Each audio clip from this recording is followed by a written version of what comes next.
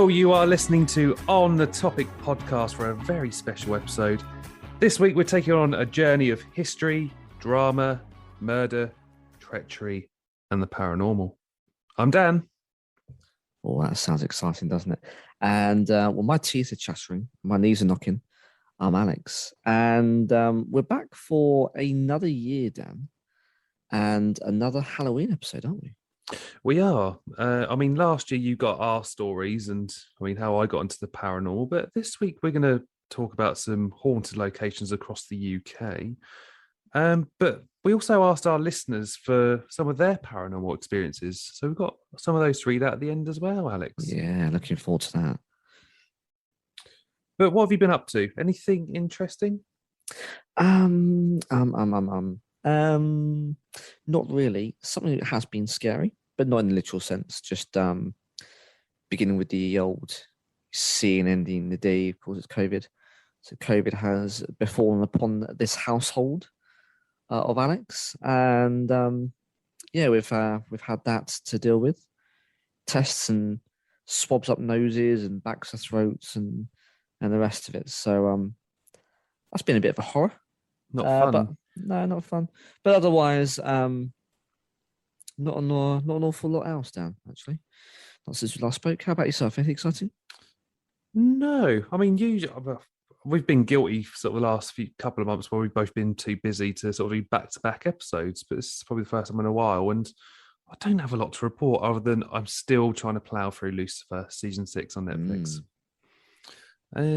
Season 5 was a bit drab, and just trying to get through season 6 is, maybe I'm just sort of feeling that effect. It's good. It's better than season 5, but I'm still a bit like, I still got to get into watching it. I haven't yet, but it is advertised on Netflix, and I might partake. If there are other people out there, Dan, who are a bit like me, is it worth watching? Does it stand up? Because I guess it's a couple of years old now. Is it aged well? Yeah, I think so. Yeah. I think, it's definitely worth watching, in my opinion. Okay. And I suppose I'm quite guilty of never really sort of talking about music that I listen to. The musician in me doesn't really sort of come out often, but I found a band called Chunk. Captain Chunk. Is that cereal? You'd think. So the band is called Chunk, Captain Chunk. So I got that right. And they came up on my Spotify algorithm recently with an album called Gone Are the Good Days. Oh, yeah. Now, they're an unusual band. They're not quite on the cusp of pop punk, but then they're not quite post-hardcore either. So what, like Given the Horizon, and not quite that way either? Yeah, sort of like that, but then they're a bit poppy at the same time. Give it a listen. They are a bit shouty at points, but I've been quite enjoying that album. So are they called Chunk Captain Chunk, or are they called Captain Chunk? They're called Chunk, Captain Chunk. Oh, that's confusing. Yeah. So I just thought they were Captain Chunk, but yeah, Chunk, Captain Chunk. Chunk, Captain Chunk. Okay. I can hear Alex writing that down, and he's ready to go and have a listen. Well, I'm about to type it into my Apple Music, I'm honest, Dan, to have a quick butcher's. But so go and give a bit of a listen. It's a good show. Another band worth listening to at the moment is Hot Milk. Their second EP is a Ding Dang Delight. Ding Dang Delight. Here we go. Yeah, Chunk, ! No, Captain Chunk, ! With, Gone Are the Good Days. Released in July. Fresh-faced looking new age punk rock, I guess. Yeah. Oh, go and give them a listen. Good shout, Dan. I do enjoy Spotify and their different playlists. You Discover Weekly. They'll always sort of throw you things that are sort of connected to the band you like. And then, of course, the release radar. So always worth checking out on a Friday when there's new music. Indeed. Sounds like the algorithm's working for you. Oh, it is. I love it. I can sit there all evening sometimes just listening to Spotify whilst I'm writing notes for these time relevant, delicious podcasts. Beautiful. Talking of time relevant and delicious, shall we dive into this historical episode that is just going to cover lots of murder, treachery, and lots of paranormal? Just another week on the topic. And Dan, let's cue some background music. Let's get us into the mood, because at the time of recording, we're not far off the old Halloween. And I think it's only right and proper that we put the candles in the pumpkins, turn the lights off, put some creepy music on. So if you can listen to that, Dan, really creepy music.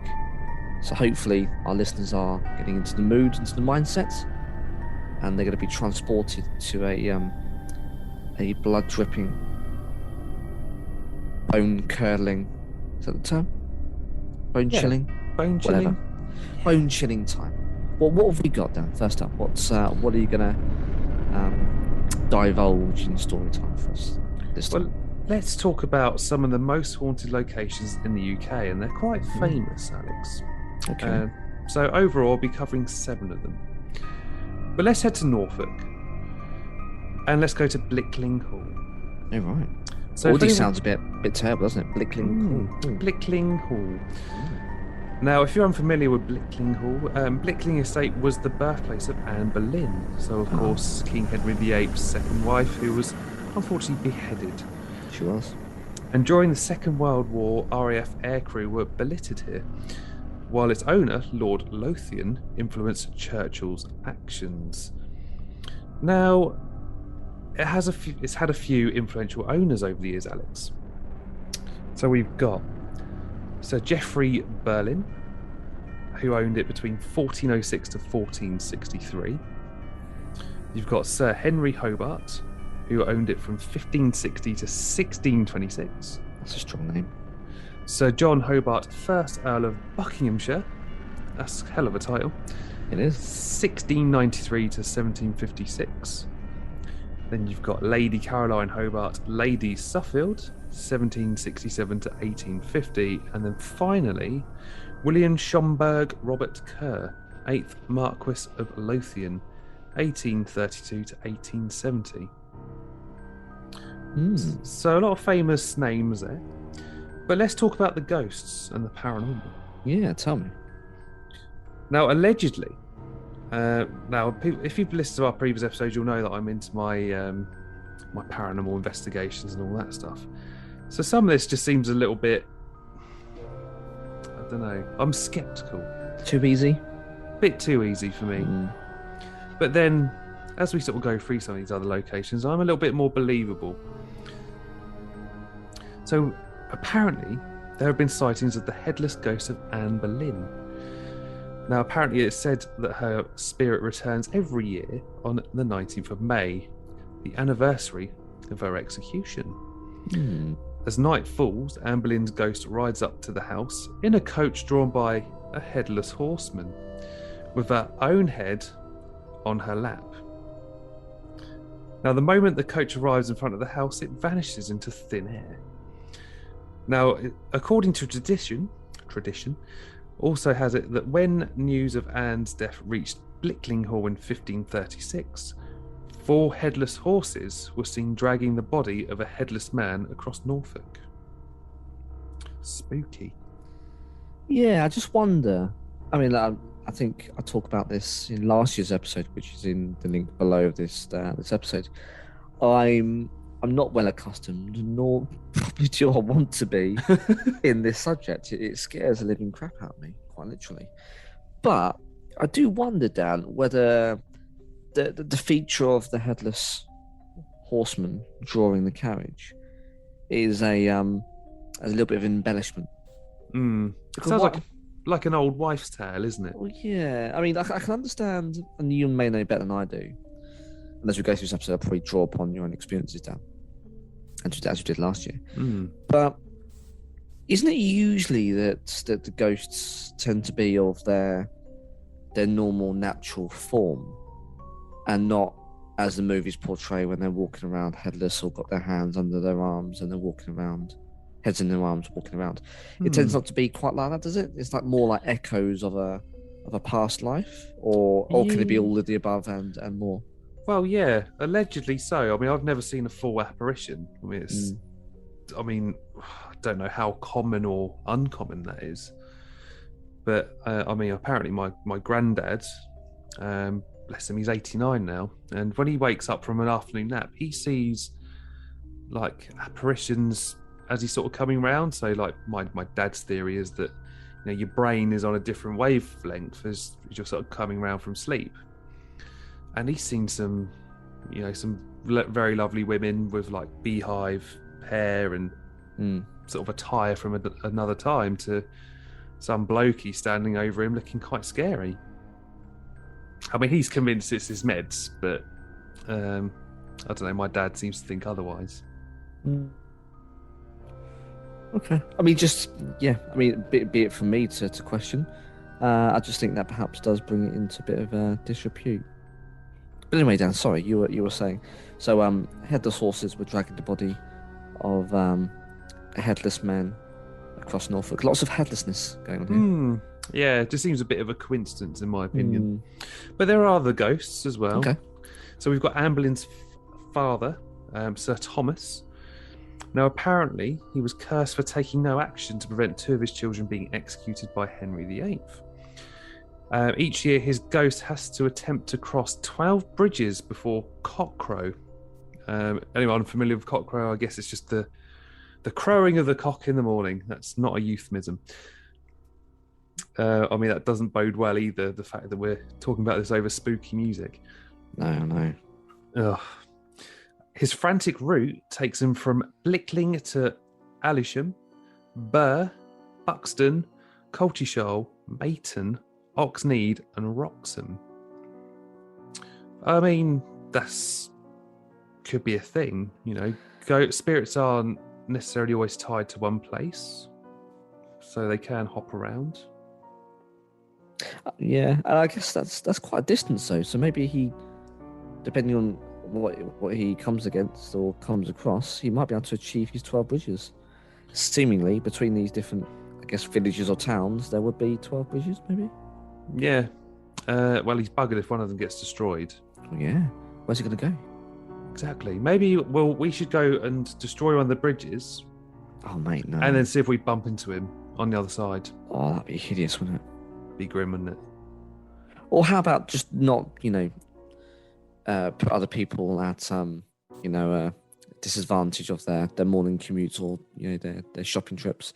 Just wait at one of the bridges along the route to do that.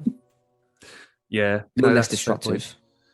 Yeah, we don't do that. We're not like Insulet Britain. Sorry, guys. But I guess, I personally don't think I'll do that because, again, I'll probably shit myself. But, that sounds like that's something that might be up the street. Maybe. Go and camp out waiting for this chapter to walk towards you. Yeah. People must surely do that, though, right? Yeah. Maybe we should look into that because surely some of the ghost hunters must have read this and, perhaps camp out at Aylsham, between Aylsham and Burr. I don't know. Yeah. If anyone has done any of this before, let us know. There's got to be someone out there. Yeah. And finally, we've got the spirit of Falstaff. Mm-hmm. So there are other less dramatic ghost residents of Blickling Hall, apparently. Now, this includes the spirit of Sir John Falstaff, the inspiration for Shakespeare's Falstaff. And of course, we have Sir Henry Hobart's dying groans. Now, they're said to be heard emanating from the West Turret bedroom on the anniversary of his death. Oh, man. I mean, I've been in situations where I've had some ethereal moans, groans, and voices, and very rare, but it's very disturbing. And I think, I can't, there's quite a few sleeps between now and when we last did recording. But am I right in recalling, or anyway, Dan, that when you hear something, you pretty much know that it's not a mistaken sound? Like if someone talking, you kind of know that it's not someone, sit behind the door whispering, or someone having a go, yanking a chain or something. Do you know if you hear it? Do you know what I mean? Like that it is something Or is it ambiguous and you're not quite sure? Yeah, it's a bit ambiguous, but then it's sort of out of this world. It's Okay. really hard to describe.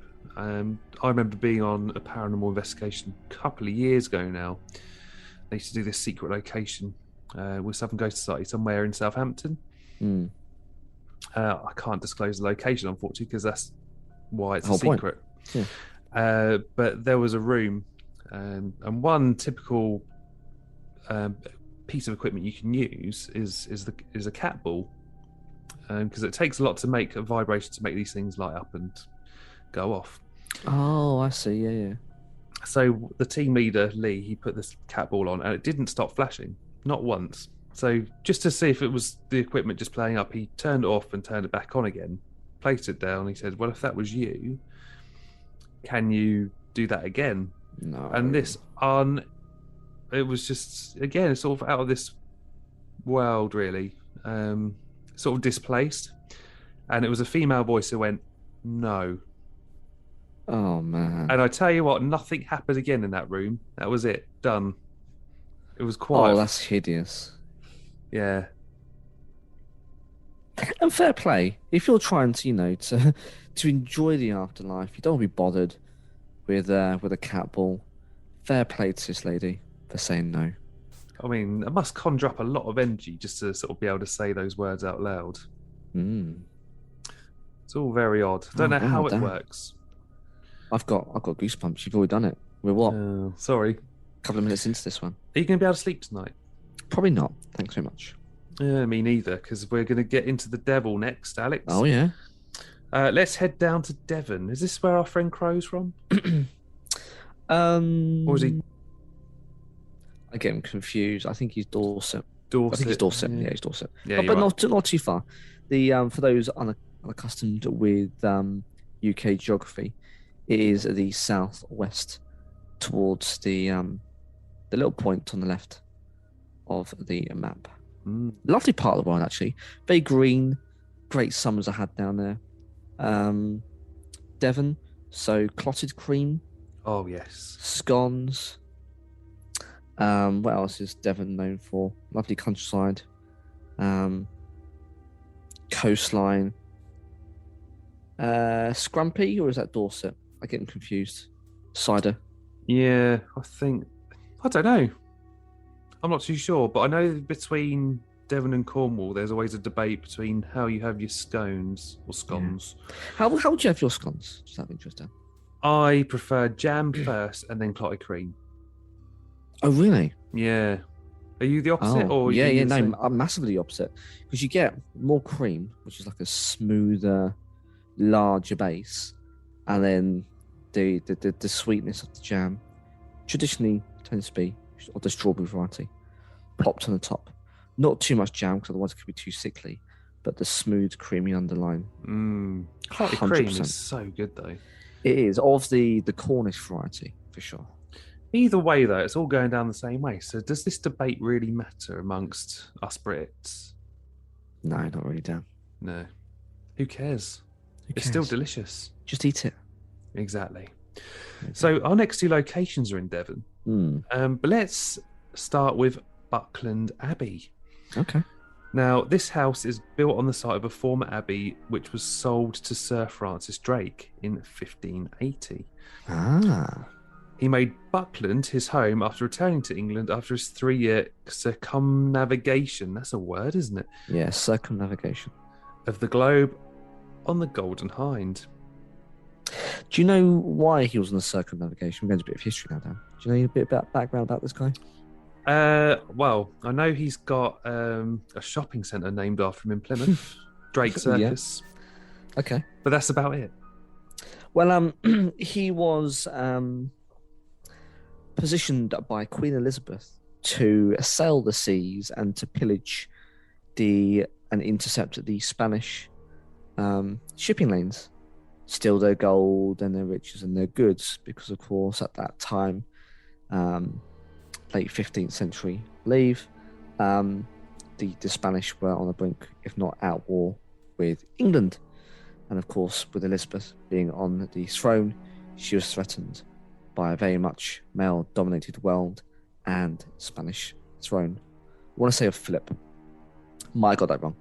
But either way, she effectively sent him out to lay ruin of these ships, to bankrupt the Spanish crown, so they couldn't raise funds then to build the Armada, which eventually would come off the shores of Portsmouth, where we're both based. He did eventually return with some plundering and pillages, but of course there's much debate about whether he got as much as he could, and I guess the legality. She wasn't the white of the white, so to speak, pure queen as obviously history wants to portray.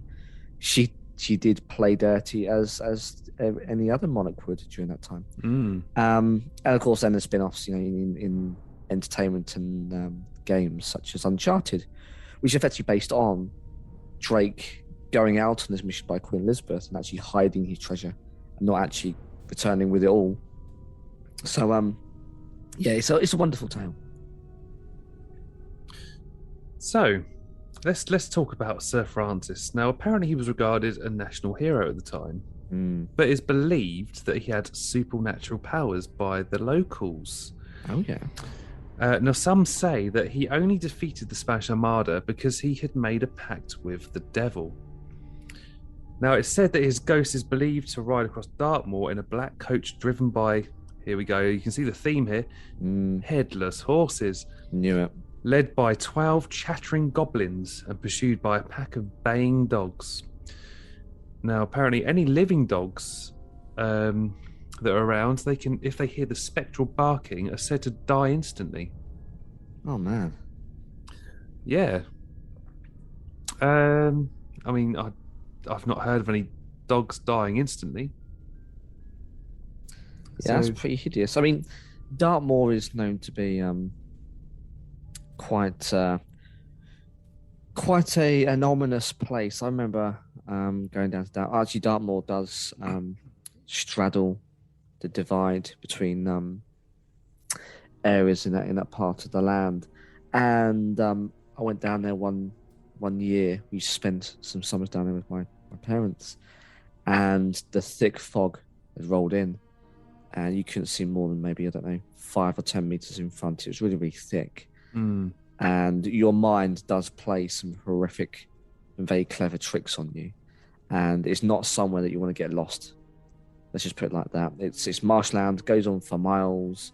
There's low brushland, not an awful lot there, and yeah, as I say, if you can't see anything, you are going to start to see things. Now, thankfully, when we were there, we sought refuge at a local pub. Very welcoming, roaring fire, lovely pub lunch. By the time we came out, the fog had started to lift. So yay for British pubs. But I can totally, in my mind's eye, recognise exactly what this legend's all about.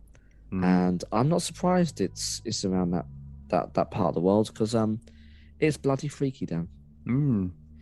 It's also possible that this story inspired Sir Arthur Conan Doyle to write The Hound of the Baskervilles, as he is known to have visited the area and is very likely to have heard of the ghost. But let's move up, or should we say down to the coast, where we visit Corfe Castle. I've heard of it. I haven't been there. Have you been to Corfe Castle? I haven't, but I've seen pictures, and it's stunning ruins. If that's the best way to describe it. But this dramatic ruined fortress is in southern Dorset, and it is associated with stories of murder, war, and ghosts. My favourite. One of the more grisly legends is that of the murder of an 18-year-old Anglo-Saxon heir to the throne, Edwin the Martyr. Now, poor old Edward, Alex, he was murdered by his stepmother, slain in the grounds of the castle at the orders of Queen Elfrida. She wanted to bring about the succession of her own son, Ethelred, later known as the Unready. So it sounds like he was probably a little bit shit. How unfortunate. Just to give you a little bit more history, Alex, on Corfe Castle. In the 13th century, King John imprisoned 22 captured Frenchmen in the dungeons, where they were left to starve. And when we say starve, they starved to death. Brown bread.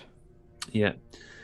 While in 1327, Edward II was imprisoned in Corfe Castle prior to being murdered. Right. Okay. So it's a prime location to off some people. Is what I'm hearing, Dan. Yeah. This sounds a bit grisly. I don't know if either of us are going to be visiting this place anytime soon. Yeah, not sure. And of course, during the Civil War, Corfe Castle was the home of the Royalist Banks family. Now, they managed to repel repeated attempts to take the castle by Cromwell's Roundheads. But an act of betrayal in 1645 allowed the Roundheads to smuggle in their own soldiers inside the walls, from where they attacked from within and without at the same time, and finally seized control. Later that year, they blew up parts of the castle to stop it becoming an opposition stronghold again. But of course, onto the paranormal, there are reports of a woman in white. Ever since the ghostly figure of a headless woman in white, said to be the woman who betrayed the Banks, has been stalking the walls and battlements. Again, with the headlessness. Yeah. I mean, one assumes she was probably captured, if that's what they're inferring, and she was punished as a result. But yeah, there's a theme here, Dan, of the headless. Of the headless variety. Yeah. Interesting. Indeed. Now let's journey on to Carmarthenshire, and we're going to go to Newton House. I think I've said that right. We're quite renowned for not pronouncing things properly on the topic. Now, there have been many peculiar and unsettling reports of ghostly activity. And this is a building which was, I believe, built in the 17th century by a Victorian facade. It is set in an extensive landscape park. So beautiful surroundings. Now, if we roll back the clock a little bit to the 1980s, a TV crew stayed overnight at this lonely property. Their aim was to try and capture some evidence to support the stories of ghosts and strange happenings at the property that were being reported. Although they were unable to record anything, at one point a cameraman swears that he felt an invisible pair of hands squeezing his throat. Oh, man. Don't you just hate it when that happens? We'll get onto that in a minute. On other occasions, staff members have reported hearing muffled voices when they know that they were alone. Lights switched on and off when the house is empty and locked up. There are also a number of mysterious cold spots. And from time to time, there is the unmistakable aroma of pipe or cigar smoke where no one is smoking. Very unusual. Going back to the being choked by ghosts. Yeah. Has that happened to you? Damn. Don't tempt fate. Not currently so far in my my young years. But I don't want to tempt fate because I'm going to be lying in bed late this evening.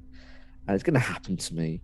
I'm going to turn on the lights. Nothing's going to be there. I'm going to freaking call you up and I'm going to be shouting expletives saying, Dan, you've already done it to me. So I'm not prepared to answer on air the true answer. I'm going to say, not currently, Dan. But has it to you, though? No. Thank God. Oof. Thank God. But one of the possible explanations to the being strangled is the murder of Lady Eleanor Cavendish. Okay. The Lady Eleanor was the cousin or the sister of the lady of the house in the 1720s. Unfortunately, she was forced to marry a man she didn't love, and their marriage was a disaster, and eventually she ran away from him to seek refuge with her family at Newton House. But her enraged suitor followed, burst into the house, and unfortunately strangled her to death. And apparently it was in the very room where the cameraman felt hands around his throat. That might be it. That's going to be it, right? But again, if you know the story, I tend to find that, you know, that sort of plays in your mind a little bit. Are you going to subconsciously feel it? Yeah. I like to try and debunk these things before I sort of go, do you know what? I can't explain it.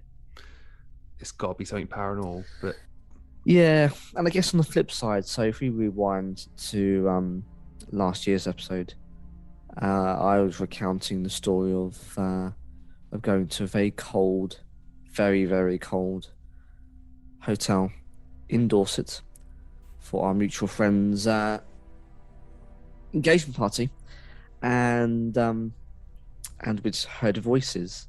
And it wasn't until afterwards, had we been talking and the owners had overheard our conversations, had they actually shared with us that there was some misgivings and goings on in that very old property.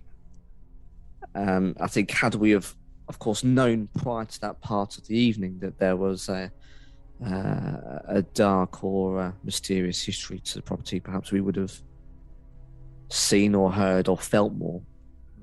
But I think because we were told afterwards, it just gives a little bit more credibility to the fact of we didn't know and actually was corroborated after the fact. But I mean, again, the mind does some very wild and wonderful things, doesn't it? Yeah, I mean, apparently, if you're around a lot of like electrical currents in the walls and stuff, that can play in your mind as well. Oh, really? What, as in what it can influence your thought process, or? Yeah, yeah. I mean, if you're sort of expecting something that energy can sort of play on your mind, so you have to be Interesting. careful. You have to be Yeah. careful. Okay. Now let's go on to Somerset, where we're going to be visiting Dunster Castle. Okay. Now, apparently, Dunster Castle is full of ghosts, and those that work at this ancient Norman fortress report many strange experiences. And we've got some very peculiar characters in this place. Now, these experiences range from peculiar sensations, inexplicable events, and sightings of ghostly figures to other sinister sensations that sometimes seem only perceptible to dogs. And again, sorry to interrupt, Dan, but I think is a relevant point. That's Mm. a thing, though, right? So animals can sense bad shit. And what I mean by that is, and I know this firsthand, when I visited a concentration camp, which is bleak in itself, but it's for a school trip, Dachau, I think it was called, between Berlin, Czech Republic.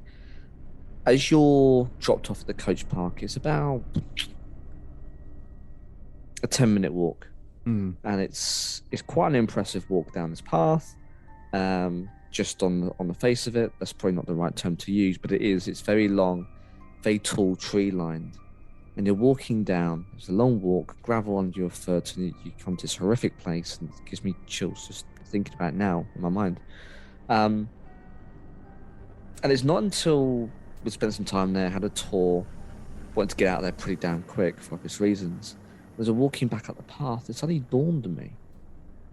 I think I turned to one of my peers and said, where's the bird song? And it was deathly silent. And of course, that probably played on my mind. I didn't realize until actually the silence was quite literally deafening. It wasn't until we got to the coach park actually you start to hear the birds sing again. But they do say that is a common occurrence where there've been horrific acts and around concentration camps and battlefields and the likes. And they do say that the animals can sense when bad things have happened. Yeah. Is that a thing? Do you have you heard of that? Do you come across that in your travels? I haven't, but funnily enough, there's a place local to us in Fareham, Knoll Village. Have you heard of it? Yeah. I know it well. Yeah. For the wrong reasons. Yeah. No, apparently that is a thing there as well. There's no bird song because of some of the horrific things that happened. Because I think, if I recall, Knoll Village used to be like a mental asylum. Yeah, an old mental hospital. Yeah, it's one of Yeah. those ones which they did some redevelopment in the 80s and 90s after it went to disrepair, and thankfully they now treat people with care and respect, as opposed to, sadly, medical history wasn't quite up to scratch for some time in the 19th century, 20th century. Yeah, so that is a thing, Alex. You're right. Wow. Not experienced for myself, I've been to Knoll Village a couple of times, but never really sort of occurred to me. Maybe. No, I mean that place has a feeling about it, but then it's an old, hospital grounds. You do feel it, and I wonder if that plays in your mind. But no, it's a really odd sensation to witness, because depending on time of day, but where you are, you'll always come across wildlife of some description. But damn, this was devoid of any life. It was really, really horrible to sense, and you knew that. I mean, you knew it anyway from history books, but you just being there just gave you a sense of dread. And again, now I've got hairs on the back of my neck. It's a horrible place to be, but that's why I think it's so important that people go to understand and to learn and to listen and to educate themselves. And no way will you ever feel the horror that those people went through, but you get the sense that some very dark stuff happened there all those years later, and that's just as a result of your surroundings and the environment. It's very, very strange. I mean, my parents' cat and my cat, actually, sometimes they just look like they're looking at thin air. I've seen this and before, their pupils go massive. And I'm like, what the hell are you looking at? What can you see that I can't? And then all of a sudden they'll just settle down again, and that's it. Very odd.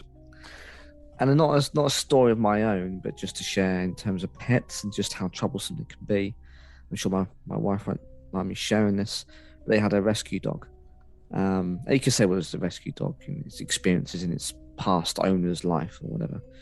But they were in a part of Hampshire, Portchester, which is around the corner from us. Yeah. In a pretty old property. I think one of the oldest properties in the town or the village. Just on the way to the castle, a very, very impressive old Roman castle. If people Google it, Portchester Castle in England, UK. It's a very impressive site in ruin, but nonetheless, it's got a lovely a church in the middle. Even the houses walking up to the castle were just absolutely stunning. Yeah, I know they're old, lovely. but it's a beautiful area, especially during sort of like spring, summertime. We often go walking around those grounds. Say often, we've done it a couple of times. In Boxing Day, because it's just nice. Usually, if it's not raining, it's miserable. It's quite nice to get out there, blow out the cobwebs. Anyway, so she's staying in this house as a teenager, and she's in the lounge. Old beams, exposed beams, that kind of property. It's already got some history. And the dog is laying down, relaxing. That's what dogs do in sleep. Bolt upright, stares at the doorway, starts to back away, and then relieves herself on the carpet. Oh dear. Now, the dog, I'm reliably told, and I've got no reason to think that my wife was lying, because she's my wife, has reliably told me that the dog had full control of its bladder and it was house trained. So this was quite unusual. So, and this wasn't the first time it happened. There's other times in the kitchen, whatever, I believe. But to put your point down, the dog had invariably seen or sensed something, or something had concerned it, and it had alarmed it to the point where it done that thing. And I think that the animals can sense something. I know whether or not, it was having a funny 5 minutes, whether or not there was something wasn't there and he thought it was, I don't know, but it does make you wonder. Yeah, very odd. I think animals again have a sense that are sort of beyond ours. But let's talk about the man in green at Dunster Castle. So in the area of the 17th century stable block, which now houses a shop, staff members say that they have seen a man dressed in green walking through, only to disappear without a trace. There have also been reports of a mysterious green light that bobs across the shop before disappearing. Again, never seen a full apparition, but I can almost sort of believe the orb, I guess, is what we'd call it. Yeah, people have seen, as you say, lights as opposed to figures, I guess, haven't they? They've seen floating elements of light, orbs. And that's quite a common occurrence if you know better than I do, but in these circles, or even not people who actively seek out these things, but perhaps, sightings, people have mentioned those things, haven't they? Yeah. Me and my dad saw. I mean, it wasn't really an orb, but then it wasn't quite an apparition. It was almost like a head and shoulders, like a bust. And it sort of floated between us and went through a wall at Fort Pembroke back in 2013, I want to say, when we were on an investigation. That was kind of creepy. But revisiting the secret location a couple of years ago, we were in like, it was almost like a theatre room, which I guess where they sort of held, I don't know, like big classes or something like that. Okay. And there was a massive flash in the corner of the room, and we couldn't figure out what would have made it. It was like a camera flash, but oh wow, but whiter. Yeah, we couldn't explain it. My poor brother missed it because he had some idiot sat in front of him going, oh, did you see that? Did you see that? And he was like, no, because your fat head's in the way. My brother was not happy that night. Now, apparently, Alex, in the stockroom, displays fall over without any obvious reason. And unopened boxes have been found to have been ruined by a mysterious brown sticky gunge. Oh. I don't know if that's a euphemism or if someone has pooed themselves. I don't know. I never experienced gunge in my time doing these things. Anyway, elsewhere in the Blue Kitchen, a volunteer was deeply shaken when a disembodied, naked human foot appeared in front of him. And several people have reported hearing men's voices and loud footsteps late at night in areas of the castle that they know are to be empty. Again, voices probably common, but I've had footsteps during paranormal investigations, so I'd say that's probably legit. One cleaner said that she was confronted by the apparition of a man in an old-fashioned military uniform in an area of the castle that was later found out to have been a dormitory for troops during the Civil War. Now, perhaps the most unusual ghost story from Dunster concerns the remains of a 7-foot-tall prisoner that was found manacled by the wrists and ankles along with several other skeletons in a deep dungeon beneath the gatehouse. Oh, wow. That's really creepy. Ugh. If I'm not having nightmares tonight, Alex, then I don't know who is. Oof. Now, even in broad daylight, the place where these skulls were found is quite dark and gloomy. Again, back onto pets. Dogs seem particularly troubled by some kind of sinister presence at this site and refuse to climb the steps near to where the bodies were found. There you go. I'm telling you, Dan. It's a thing. It is a thing. Now let's go up to Surrey. We're going to be visiting Ham House. Okay. Now there are plenty of cold spots around this house, and the sound of footsteps and an inexplicable scent of roses have been reported. Glimpses of mysterious characters all around this place has won it the reputation of being one of our most haunted places in the UK. And before doing research for this episode, Dan, had you heard of this place before? I haven't, no. Okay. So, I mean, I sort of had an idea in mind where we were going to go with this episode. I thought, it'd be quite fun to look at haunted locations in the UK and maybe places I've not been to. But I'm starting to think I need to go to some of these places. Yeah, maybe. I'm interested to see what a headless ghost looks like. What, as in the one that's riding the stagecoach and driving, or just a generic kind? Generic kind, really. I mean, there seems to be not fussy. Seems to be the topic that seems to going through this episode. That's the thing. Now, at the centre of it all seems to be the restless spirit of Elizabeth Murray, who was the Duchess of Lauderdale. Now, she inherited Ham House from her father in 1655. Now, in life, Elizabeth was ambitious and ruthless. And she also played a dangerous political game by being friends with both Charles II and Oliver Cromwell. Now, that is, you're playing a dangerous game because these two were not friends. They were not. Her aim was to guarantee herself a place of influence with whoever ended up in power. And of course, as we know, it was Oliver Cromwell in the end. Because didn't Charlie too get beheaded? I believe he did. Yeah. Poor sod. What a shame. She was equally strident in her personal life, taking family members to court if they crossed her. So she's a nasty person. Mm. When her first husband died suddenly, she quickly remarried. And that was to the recently widowed John Maitland, 1st Earl of Lauderdale. Some speculated darkly about how suspiciously close deaths of both her husband and the Earl's wife facilitated Elizabeth's rise further up the social ladder. But of course, karma comes round full circle, Alex. Her luck ran out. After the death of her second husband,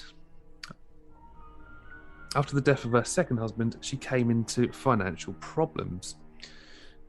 This, along with ill health, forced Elizabeth to confine herself to a single ground floor apartment at Ham House. However, this is where things get a little bit spooky. It's on the ground floor, but ghostly events seem to be concentrated.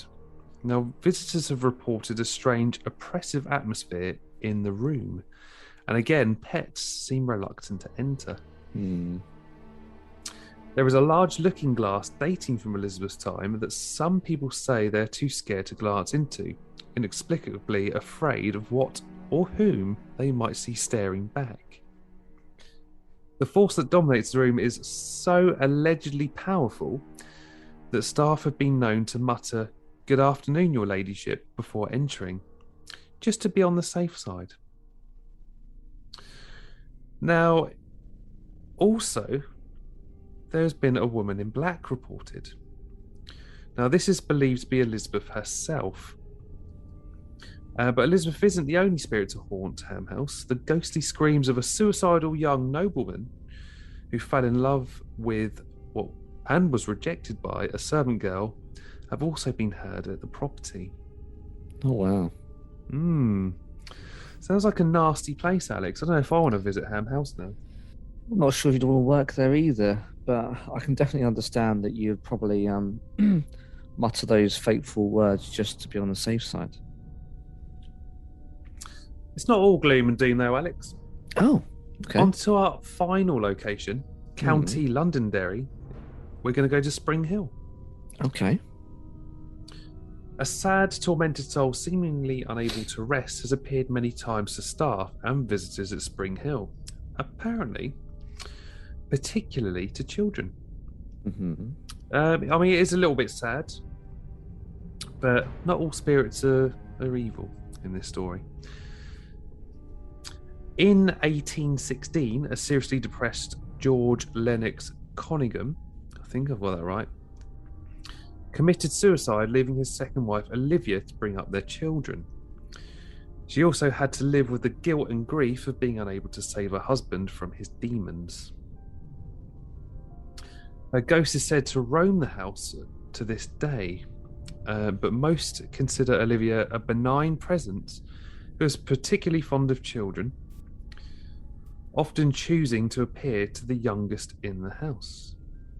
Okay. Unusually, most sightings seem to take place during the day, and she has been seen walking through the house or standing quietly on the stairs. Now, this is actually very unusual. So if you ever go on a ghost hunt, typically you do it at night. So when we do them 8 o'clock in the evening to about 2 in the morning, and usually as you sort of get later on into the night, it starts to sort of pick up on activity. Okay. And I think the peak times are between 2 till 4, from what I've read or been told. Isn't 3 o'clock, which is smack bang in the middle of that, those 2 hours? Isn't 3 o'clock supposed to be like some kind of special witching hour or something? Yeah. Is that a thing? Like 3:33 sure. or something is supposed to be like a time.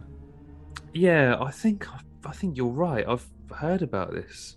And is it sort of famous as well in like horror films? Yeah, I 3 believe o'clock, so. 3:30.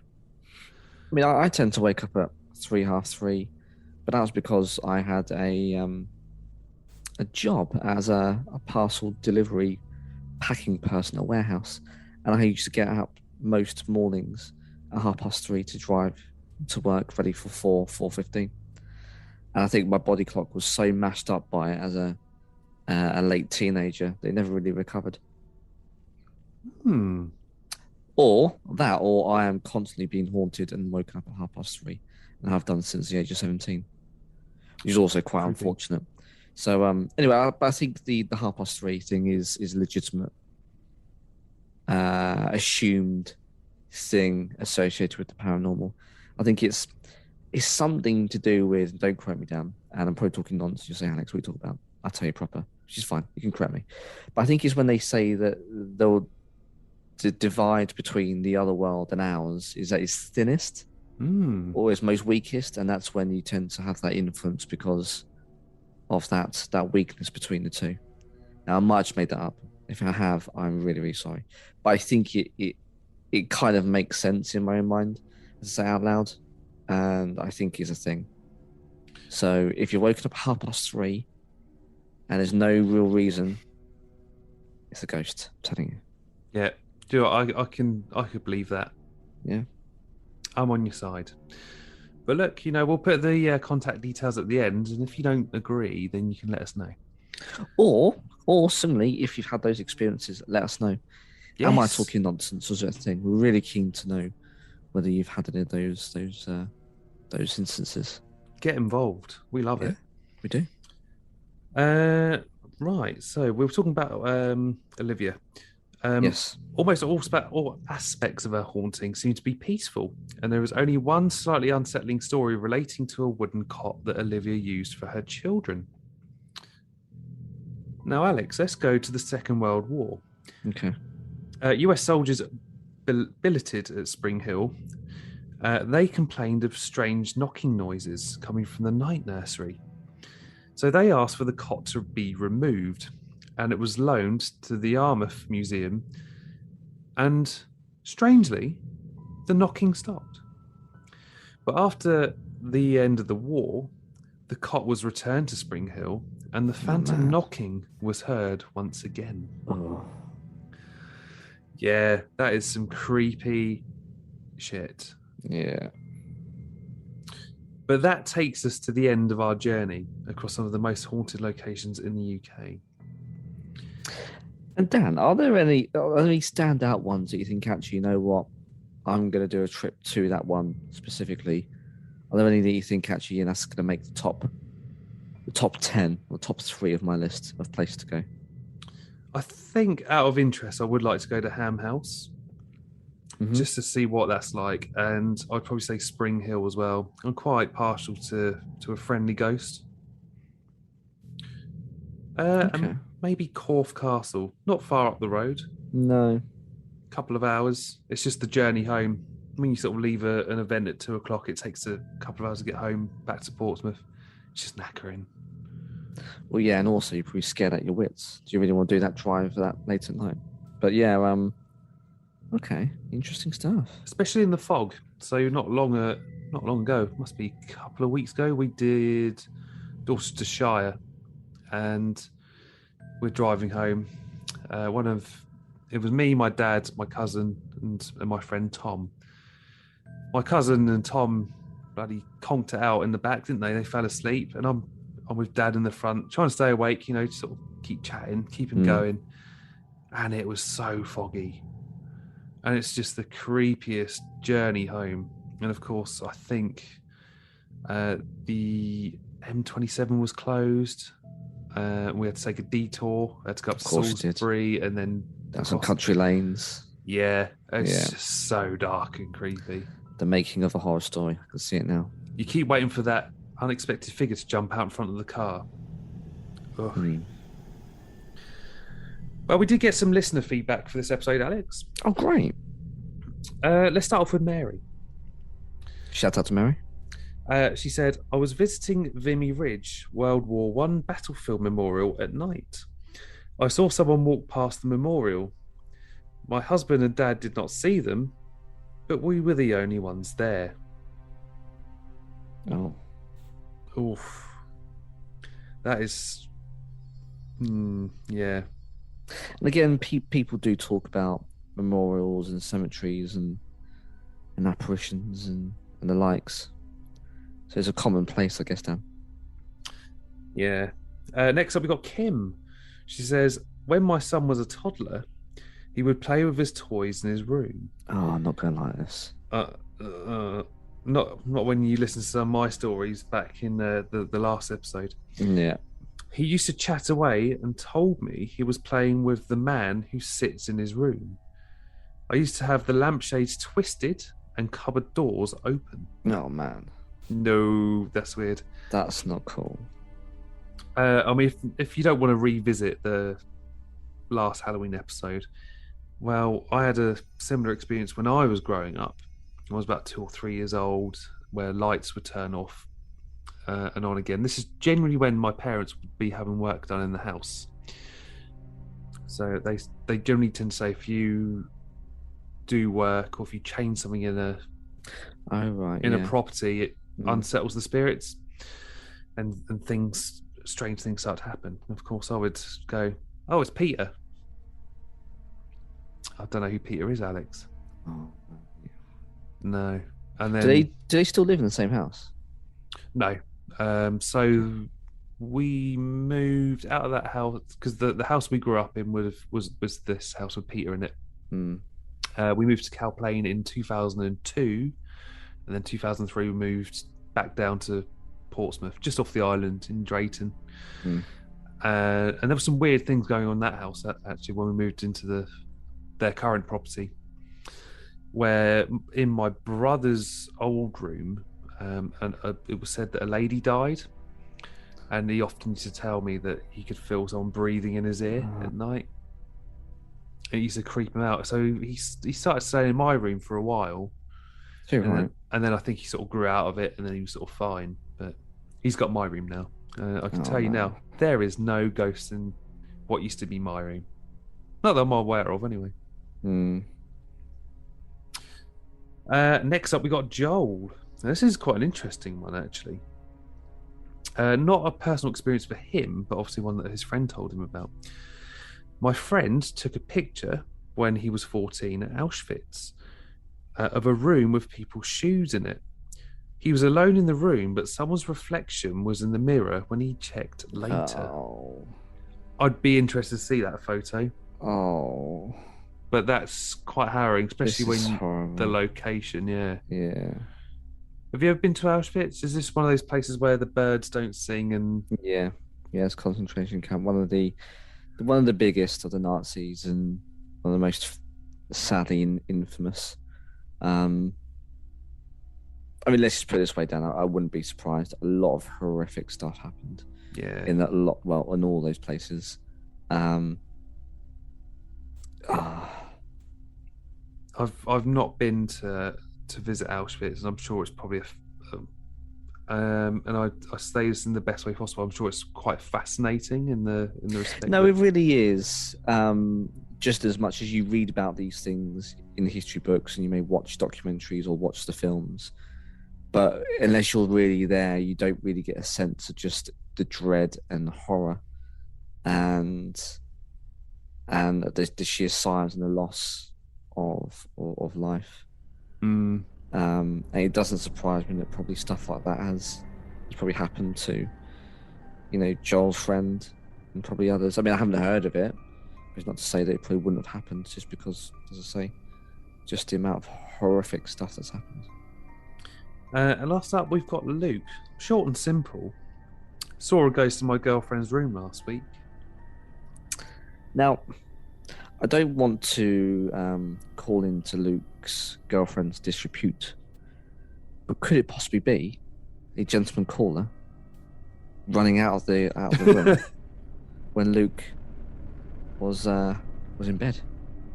I mean, I'd be a bit concerned if he was walking through walls, but I mean, if he's actually literally opening a window to jump out, yeah, I'd be calling that out. I just got images of poor old Luke waking up. Sounds some poor bastard knocking over the stool or a chair, who's just jumped out of the wardrobe in Starkers, trying as best as he can to get away with. I'm sorry, Luke. I'm joking. I don't want to call upon your good lady's nature. I'm sure it was a ghost. I was trying to lighten the load because I'm a little bit scared. But yeah, okay, fine. Well, Luke, if you want to let us know specifics and put our minds at ease, and it's not a gentleman caller who's trying to get away with a dirty deed, then let us know because we're keen to know the details. Yeah, Luke is actually one of my good friends, and he was walking back to Brighton Station through Preston Park not long ago, and he sent me a picture. He said I was walking back to the train station to go home, and I had this feeling that I was being followed, and he apparently turned around. He took a photo and he sent it to me, and it's just this weird mist. He said, when I took this photo, there was no mist in sight. It's kind of weird. Yeah, that is odd, isn't it? So wherever he seems to go, the paranormal seems to follow him. So I'm glad I'm not Luke. And do you find that, Dan, that people have a particular... I'm trying to think about when where to use. It could be affliction, but like an affiliation with the paranormal, and some people seem to be more affected than others. Yes, yeah, though that is a thing. Yeah. Someone I used to work with, actually, Aaron, who inspired the change to the name on the topic for us, actually. Shout out to Aaron. He went on a ghost paranormal investigation. And apparently, he hasn't told me quite what happened yet, but he's very sensitive to the paranormal world. But no, that is a thing. And my cousin as well, she's affected by it as well. We went on a ghost hunt to Wimmering Manor about 2 or 3 years ago now. And we're in this room doing a seance. And she just burst out into tears for no reason. No reason at all. We took her out of the room and she was fine. She said, I don't know what happened. Very odd. So yeah, you're right. That is a thing. Some people are more sensitive than others. So they're the people to go with. Yeah. Bit creepy though. Interesting.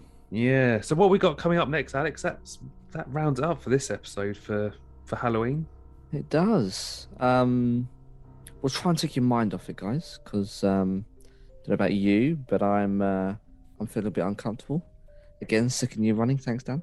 Sorry about that. We have got what was it? Understated villains, misunderstood villains, and unsung heroes. Unsung heroes, yeah. So we are going to be looking at the various villains and heroes of all types of genres. I'm probably going to focus primarily on movies, to be honest. Yeah, same. But which ones got the rough end of the deal? They're not as bad as you think. They talk sense. And actually, which heroes actually didn't steal the limelight? They just did a good job. And they saved the world, and someone else with a bigger mouth ended taking all the glory, taking the ladies. And this is really interesting ones, actually. And I think there'll be some really interesting characters that you probably have not looked at in quite the same way and never will again. I agree. I very much agree. But if you want to get in touch, we are on Facebook, Instagram, and Twitter at On The Topic Pod.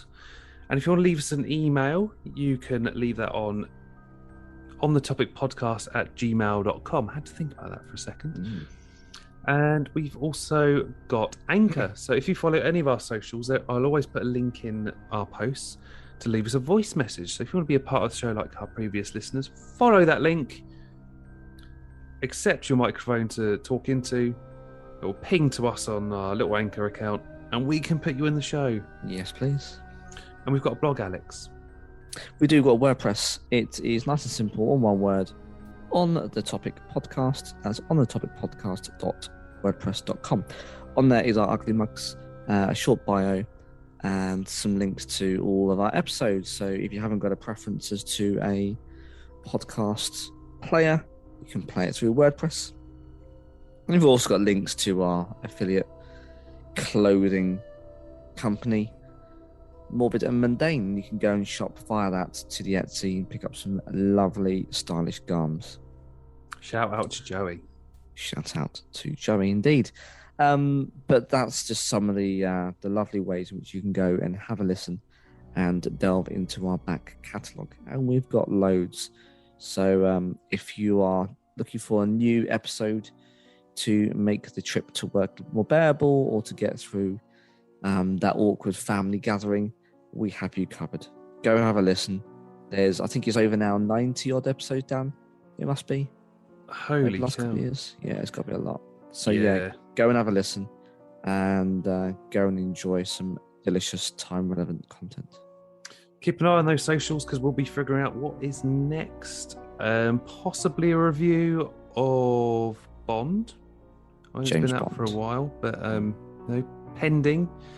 Let's see if you can get out the house, Alex, after Indeed. the dreaded C word. The old Rona. The Rona. Possibly the MCU's Hawkeye. That's coming soon. Yes, it is. Yeah, a holiday special. I'm very much looking forward to doing Spider-Man. And oh yes, when's that? Yeah, around Christmas time. So that should be a good episode. Don't forget the Eternals before that, Dan. It's going to be a busy Marvel holiday. It's going to be full of Marvel goodness. And at the end of the year, Alex, we've got Netflix,